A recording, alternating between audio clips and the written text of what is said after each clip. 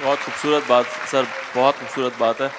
میرا اگلا سوال بھی اسی سے جڑا ہوا تھا کہ ڈراموں میں اس وقت جو اس وقت ڈرامہ چل رہا ہے، میرا آمنہ مفتی اور بی گل سے یہ سوال ہے کہ 81، 82، 83، 84، 85، 86، 87 یہ جو ڈرامہ تھا یہ ایک ڈیموکریسی نہیں تھی اور بٹوین دا لائنز لکھا جاتا تھا اور ڈرامہ بہت خوبصورت تھا. انور صاحب نے بہت اچھا لکھا اور بہت سارے رائٹرز نے بہت اچھا لکھا، اپنا بیسٹ کام دیا.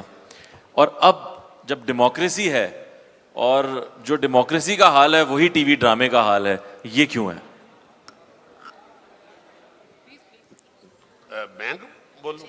اس بہانے سے میں نے کہا کہ شاید مجھے بیگل سے جونیئر ہونے کا موقع مل جائے گا، لیکن یاسر کی شرارت کچھ اور تھی. جی بہت شکریہ. اصل میں اتنے وہی سہیل صاحب والی بات ہے کہ اتنے سینئر لوگوں کے بیچ میں بٹھا دیا. ویسے ہمارا جو ادب کا قاعدہ ہے اس میں جونیئرز بولتے ہیں، سینئرز کی بات پہ بات نہیں کی جا سکتی. تو آپ سب کی اجازت سے میں بات کرنا چاہوں گی. بہت سینئر لوگ ہیں اور یاسر نے جو بات کہی یہ مجھ سے ہر جگہ یہی سوال ہوتا ہے اور اس کا میرے پاس ایک ہی جواب ہے کہ جواب معاشرے کے اندر موجود ہے. ڈیموکریسی ہے لیکن ڈیموکریسی نہیں ہے، کیونکہ ہم وہ لوگ ہیں ایک سماج کے طور پہ، ایک معاشرے کے طور پہ جو لوگوں کو بات کرنے کا موقع نہیں دیتے. صرف اور صرف یہی وجہ ہے کہ ایک ہی تاریخ کو الگ ہونے والے دو ملک جن کا ایک ہی بیک گراؤنڈ تھا، پولیٹیکل بیک گراؤنڈ تھا، ہمارے ہاں ڈیموکریسی بار بار ڈی ریل اسی وجہ سے ہوئی کیونکہ یہی ہمارا سماجی رویہ ہے. اور یہی رویہ سیاست سے جب ادب کی طرف آتا ہے، جب ایک ایسے ادب کی طرف آتا ہے جو جیسے کہ نور آپا نے فرمایا کہ ہم ایک کموڈٹی بن چکے ہیں، معاشرہ ہمارا خریدار بن چکا ہے.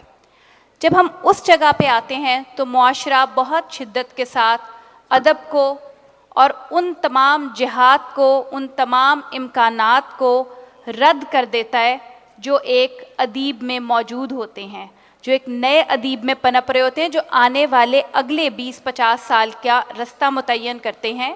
جو رستہ ہمارے بڑوں نے متعین کیا، جو نور آپا نے، اصغر ندیم سید صاحب نے اور منور سعید صاحب نے، سہیل صاحب نے اپنی ایکٹنگ سے اور اپنے ایک پرفارمنگ آرٹ سے متعین کیا تھا، وہ رستہ آج کاشف نثار، بی گل، آمنہ مفتی اور صنم سعید بلکہ یاسر بھی شاید ہم اس طرح متعین نہیں کر پا رہے اپنی شدید خواہش کے باوجود.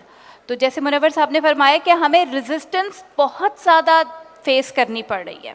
ہمارے لیے جمہوریت کے باوجود، سوشل میڈیا کی سپورٹ کے باوجود، اتنے سارے چینلز کے موجود ہونے کے باوجود ریزسٹنس بہت سخت ہے. سماجی رویوں کی بھی اور وہ غائب ہو جانے والی ریزسٹنس بھی موجود ہے. تو ان تمام چیزوں کے بین ہم جو کام کر رہے ہیں وہ کام یقیناً اس معیار تک نہیں پہنچ سکتا. لیکن خوشی کی بات یہ ہے اور اطمینان کی بات آپ لوگوں کے بھی اور ہمارے بھی کہ آج بھی ہم کام کر رہے ہیں. بیگل اور میں، جو کہ میرا خیال ہے کہ شاید ہمیں اسی لیے بلایا گیا کہ ہمیں اس دور کا نمائندہ سمجھا گیا، ہم دونوں کو بہت پاپولر رائٹر نہیں ہیں، ہمارے ڈرامے ہاٹ کیکس کی طرح نہیں بکتے، لیکن ہم موجود ہیں، ہم لکھ رہے ہیں، ہمیں یہاں آپ لوگوں کی عدالت میں بلایا جا رہا ہے اور یقیناً ہم یہاں سے ہمیشہ ہی باعزت بری ہوتے ہیں. تو آج بھی ہم باعزت بری ہوں گے کیونکہ جو کچھ ہو رہا ہے ہم تو اس سب کے درمیان ایک 2-3 جہادی ہیں جو جہاد کر رہے ہیں. جو چیزیں آپ لوگوں کے لیے لکھی جانی چاہیے، جو ہم آج لکھیں گے اور 20 سال بعد وہ پے کریں گی، 40 سال بعد وہ پے کریں گی، وہ چیزیں ہم لکھ رہے ہیں اپنے ایکسپینس پہ. کیا کیا کچھ ہم فیس کرتے ہیں وہ ہمیں ہی علم ہے، لیکن بہرحال ہم کام کر رہے ہیں، کام ہو رہا ہے. انور سجاد صاحب کا ہی چھوڑا ہوا رستہ ہے جس پہ ہم چل رہے ہیں. ہماری چال مختلف ہے، ہماری تان مختلف ہے، لیکن ہم ان اصولوں سے باہر نہیں. بہت شکریہ. بہت اچھے. بیگل آپ اس پہ اگر روشنی ڈالیں تھوڑی.